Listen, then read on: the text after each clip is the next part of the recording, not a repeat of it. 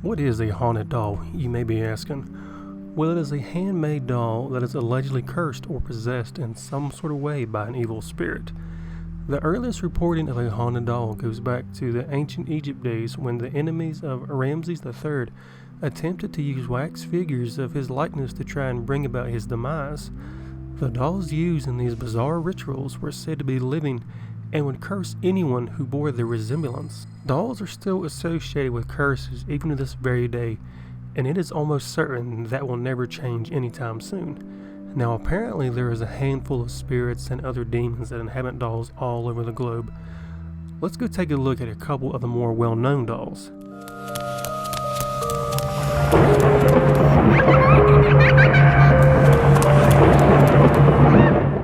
I'm sure everyone knows who Annabelle is from the Conjuring movies and its spin-offs, but do you know what the real Annabelle is? The doll in the movie is a frightening looking porcelain doll in a child's image with long hair, and the real Annabelle, the one that is in the Warren's museum, it's a plain looking classic Raggedy Ann doll with red yarn for hair. There's a big difference. The real Annabelle doll lives in a lockbox at Warren's occult museum at her Monroe home, but the Raggedy Ann at the Warrens Museum is no ordinary doll, mind you. According to the Warrens, it is inhabited by an inhuman spirit, and there is a warning on the glass case not to touch it. One patron who ignored the warning and taunted the doll died in a motorcycle crash shortly after being told to leave the museum. The real Annabelle story began in 1970 when a 28-year-old nurse received the Raggedy Ann doll as a birthday gift from her mom. She put the rag doll on her bed and began to notice its changing positions. A leg would be crossed, or the doll would be lying on its side. Then the girl and her roommate began to find parchment paper on the floor with written messages such as "help me" or "help us." They had no parchment paper of this type in their house. The doll began appearing in different rooms and at one point appeared to be dripping blood on the floor. Then one day a friend was taking a nap and he woke up with the doll staring at him and the feeling that he was being strangled. And the kicker to this was that there was deep scratch wounds on his upper body. The girls at first thought maybe an intruder was moving the doll around and leaving notes. When they rolled that out, according to the Occult Museum website, not knowing where to turn, they contacted a medium and a seance was held.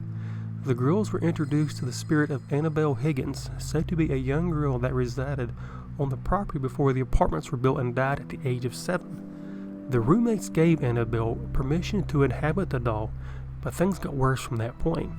The Warrens took an interest in that case and contacted the women. They came to the immediate conclusion that the doll itself was not in fact manipulated by an inhuman presence. According to the Warrens website, which goes to say, truly the spirit was not looking to stay attached to the doll. It was looking to possess a human host. Now, the next doll, to me, is a whole lot more creepier than the real Annabelle doll. Another well-known haunted doll is Robert the doll.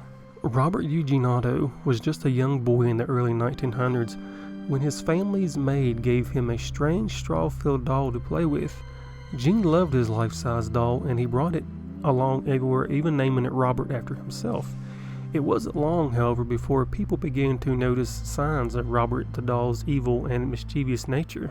As rumor has it, the Ottos and their servants would often hear Gene in his bedroom having conversations with himself in two entirely different voices.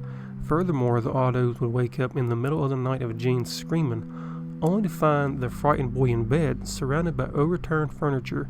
Gene would blame Robert the doll for messing up the bedroom, while Robert would glare at Gene from the foot of the bed. Now you gotta think about it, you're a child and your doll is staring at you at the foot of your bed. Now soon after, mutilated toys and mysterious happenings would appear in their home, only to have Gene proclaim each time Robert did it.